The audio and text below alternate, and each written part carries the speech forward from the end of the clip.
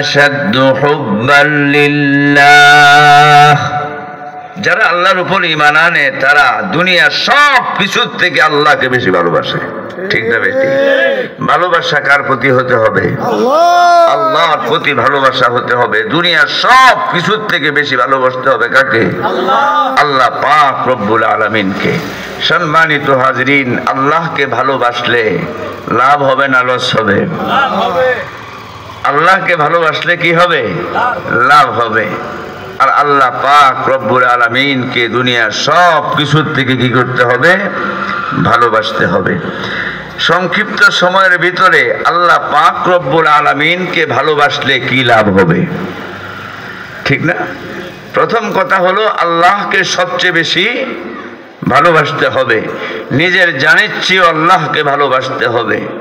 নিজের ধন সম্পত্তিও কেউ আল্লাহকে ভালোবাসতে হবে। নিজের ক্ষমতার চেয়েও আল্লাহকে বেশি ভালোবাসতে হবে। পিতা মাতার চেয়েও বেশি ভালোবাসতে হবে। ঠিক না বেটি?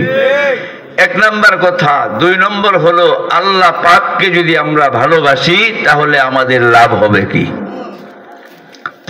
লাভ ছাড়া মানুষ কোনো কাজ করে না। যেখানে লাভ আছে সেখানে মানুষ আছে। ঠিক না বেটি? যেখানে লাভ নাই ওইখানে কি মানুষ নাই। তো আল্লাহ পাক রব্বুল আলামিন এই তিলাওয়াতকৃত আয়াতের মধ্যে আল্লাহ পাক বলেন, আমি আল্লাহকে যদি তোমরা ভালোবাসো আমি আল্লাহ তোমাদেরকে ভালোবাসবো। আল্লাহ পাক বলেন, قل إن كنتم تحبون الله فاتبعوني يحببكم الله। আল্লাহ পাক রব্বুল আলামিন ইরশাদ ফরমান, ও আমার প্রিয় হাবিব আপনি বলে দেন, ইন কুনতুম তুহিব্বুনাল্লাহ, তোমরা যদি আল্লাহকে ভালোবাসতে চাও, আল্লাহকে ভালোবাসতে চাও, মুমিনরা আল্লাহকে ভালোবাসতে চায়, তোমরা যদি আল্লাহকে ভালোবাসতে চাও তাহলে কিভাবে ভালোবাসতে হবে? ফাত্তাবিউনি ইউহিব্বুকুমুল্লাহ, আমি মুহাম্মদ সাল্লাল্লাহু আলাইহি ওয়াসাল্লামের অনুসরণ করো। অনুসরণ করতে হবে। রাসূলের অনুসরণ কোন ক্ষেত্রে? শুধু নামাজের ক্ষেত্রে না, শুধু রোজার ক্ষেত্রে না, শুধু হজের ক্ষেত্রে শুধু হজের ক্ষেত্রে নয়, নামাজ রোজা হজ যাকাত শুধু এই ক্ষেত্রে রাসূলের অনুসরণ নয়। রাসূলের অনুসরণ হলো একজন মানুষের জীবনের শুরু থেকে নিয়ে শেষ পর্যন্ত দৈনিক 24 ঘন্টার প্রত্যেকটি কাজ কর্ম আচার আচরণ লেনদেন যা কিছু মানুষ করবে প্রত্যেকটি ক্ষেত্রে রাসূলের অনুসরণ করতে হবে। আমরা তো মনে করি নামাজের মধ্যে রাসূলের সুন্নত, রোজার মধ্যে সুন্নত, হজের মধ্যে সুন্নত, যাকাতের মধ্যে সুন্নত। না, ঘুমানোর মধ্যেও কি আছে? সুন্নত আছে, রাসূলের অনুসরণ আছে। ঠিক না বেটি? ব্যবসার মধ্যেও রাসূলের অনুসরণ আছে। ঠিক না বেটি? এমন ভাবে প্রস্রাব পায়খানা করার ক্ষেত্রেও রাসূলের কি আছে? অনুসরণ করতে হবে। বিবাহ শাদীর ক্ষেত্রেও রাসূলের অনুসরণ করতে হবে। রাষ্ট্র পরিচালনার ক্ষেত্রেও রাসূলের অনুসরণ করতে হবে। একজন মনিব কর্মচারী পরিচালনার ক্ষেত্রেও রাসূলের অনুসরণ করতে হবে। একজন স্বামী দাম্পত্য জীবন কিভাবে চালাবে সেই ক্ষেত্রেও রাসূলের অনুসরণ করতে হবে। এক বাক্যে একজন মানুষ দৈনিক 24 ঘন্টা সকাল থেকে নিয়ে সন্ধ্যা পর্যন্ত ব্যবসা বলেন, চাকরি বলেন, ইবাদত বলেন, মুআমালা বলেন, মুআশারা বলেন, যা কিছু হবে সবগুলো হবে রাসূলের অনুসরণে।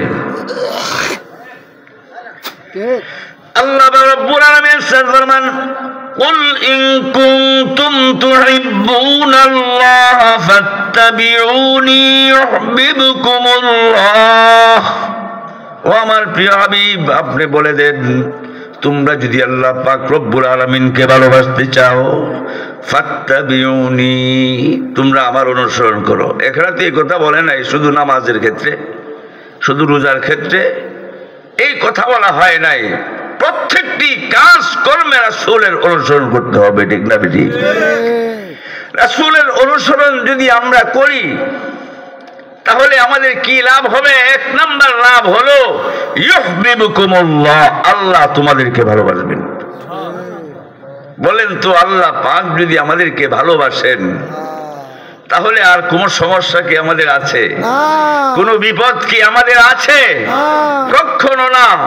দুনিয়ার মধ্যে যদি কেউ কাউকে ভালোবাসে, যেদিন থেকে ভালোবাসা শুরু হলো সেদিন থেকে তার সমস্ত দুষ্টুটিগুলো কি মার্জনীয়, ঠিক না বেটি? আল্লাহ পাক বলেন وَيَغْفِرْ لَكُمْ ذُنُوبَكُمْ وَاللَّهُ غَفُورٌ رَّحِيمٌ।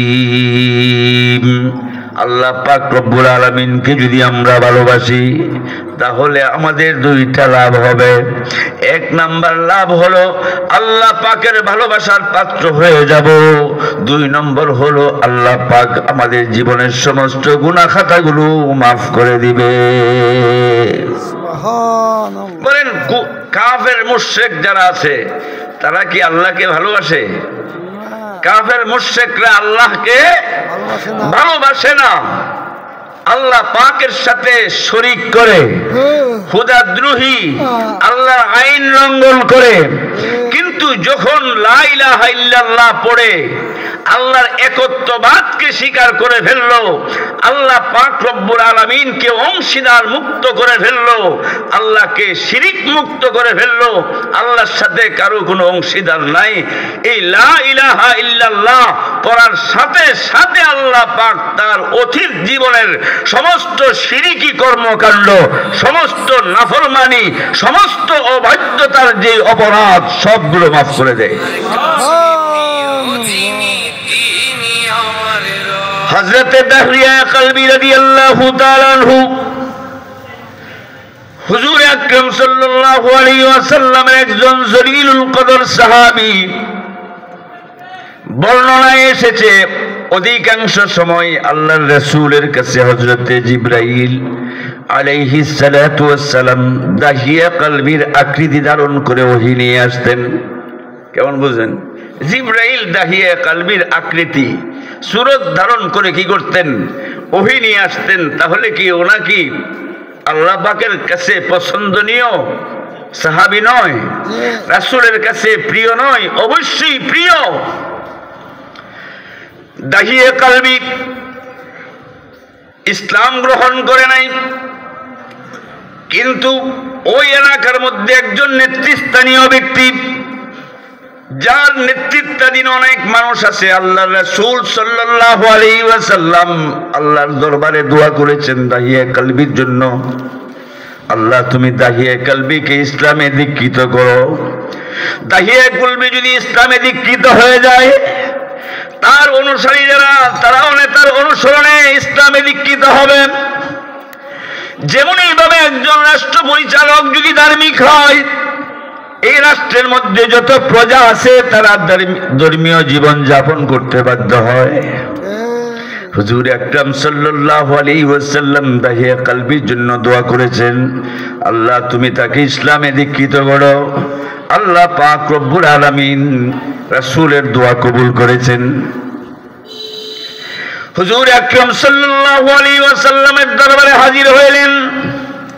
হাজির হয়ে বলতেছেন, ইয়া রাসূলুল্লাহ, ইয়া হাবিবাল্লাহ, আমি আপনার দরবারে উপস্থিত হয়েছি আল্লাহর একত্ববাদের স্বীকৃতি প্রদান করার জন্য, কালিমা পড়ে মুসলমান হওয়ার জন্য। হুজুর আকরাম সাল্লাল্লাহু আলাইহি ওয়াসাল্লামের হাতে আশহাদু আল্লা ইলাহা ইল্লাল্লাহ পড়ে মুসলমান হয়ে গেল। কালিমা পড়ার পর অজুরে কাঁদতে শুরু করেছে। রাসূল করিম সাল্লাল্লাহু আলাইহি ওয়াসাল্লাম জিজ্ঞাসা করলেন, দাহিয়া, তুমি তো ইসলাম গ্রহণ করেছো, ইসলাম গ্রহণ করে তুমি নিজেকে নিরাপদ করে ফেলেছো, এখন কাঁদো কেন? এখন কাঁদার কি কারণ?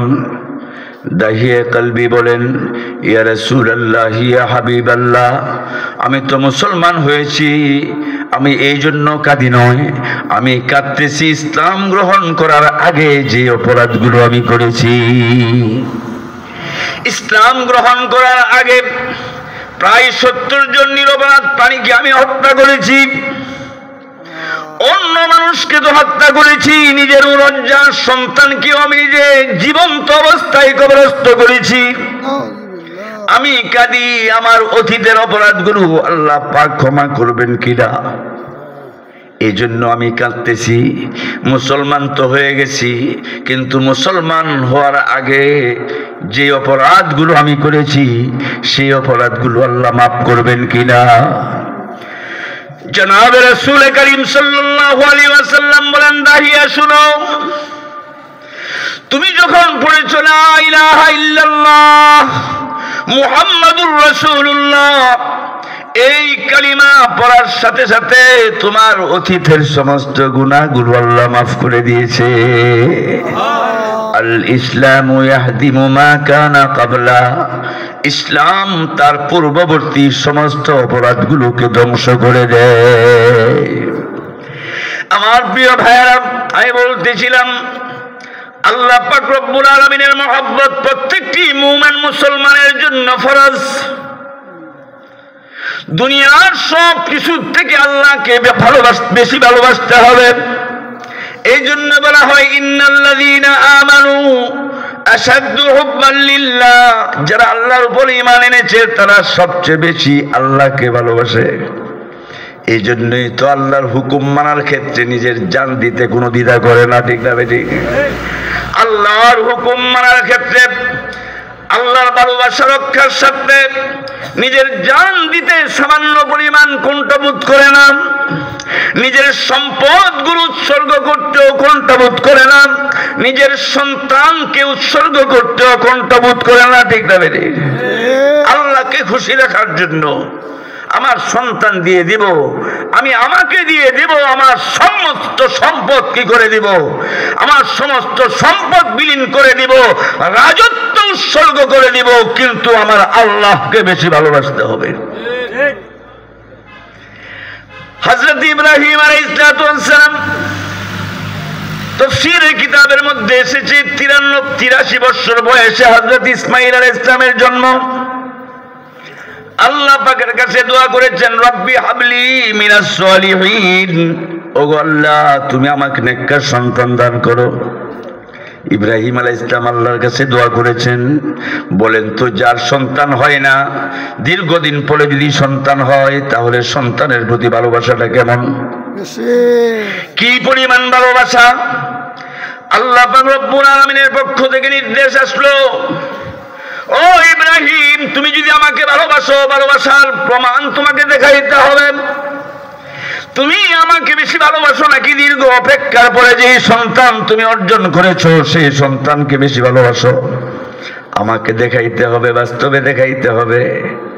আল্লাহ পাক বলেন, তুমি তোমার সন্তানটাকে আমার সন্তুষ্টির জন্য, তোমার সন্তানের ভালোবাসার উপর আমার ভালোবাসাকে প্রাধান্য দেওয়ার জন্য তোমার সন্তানকে জবাই করতে হবে। কি বুঝেন? আপনাকে যদি বলা হয় আপনার সন্তান জবাই করবেন, রাজি হবেন? দ্বিধাদ্বন্দ্বের মধ্যে পড়ে যাবেন, ঠিক না বেটি? দ্বিধাদ্বন্দ্বের মধ্যে পড়ে যাবেন। এটা আবার কিভাবে সম্ভব? আল্লাহ পাক নবীরা যে স্বপ্ন দেখেন সেই স্বপ্নটা ওহী, এর মধ্যে কোনো সন্দেহ নাই। স্বপ্নে যুগে দেখলেন ওনার সন্তানকে জবাই করার জন্য, কুরবানি করার জন্য। স্বপ্ন দেখে সন্তানকে জিজ্ঞাসা করলেন, ইয়া বুনাইয়া ইন্নী রাআইতু ফিল মানাম, ও আমার প্রিয় সন্তান, আমি তো স্বপ্ন যুগে দেখেছি আযবাহুক, তোমাকে আল্লাহর রাস্তায় জবাই করতেছি। মা যা তারা, তোমার মতামত কি একটু বলো তো দেখি।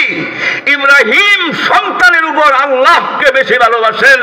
ইসমাইলকে জিজ্ঞাসা করলেন যে আমার আল্লাহ আমাকে নির্দেশ দান করেছে তোমাকে জবাই করার জন্য, তোমার কি অভিমত? ইসমাইলকে আমার জানের চেয়ে বেশি আমি আল্লাহকে ভালোবাসি। আল্লাহর পক্ষ থেকে নির্দেশ এসেছে আমাকে জবাই করার জন্য, ইনশাআল্লাহ আমি প্রস্তুত আছি। সম্মানিত হাজরিন, আলাউদ্দিন আইএমসি মিডিয়া কুরআন হাদিসের কথা বলে, সত্যের দিকে আহ্বান করে। Alauddin IMC media.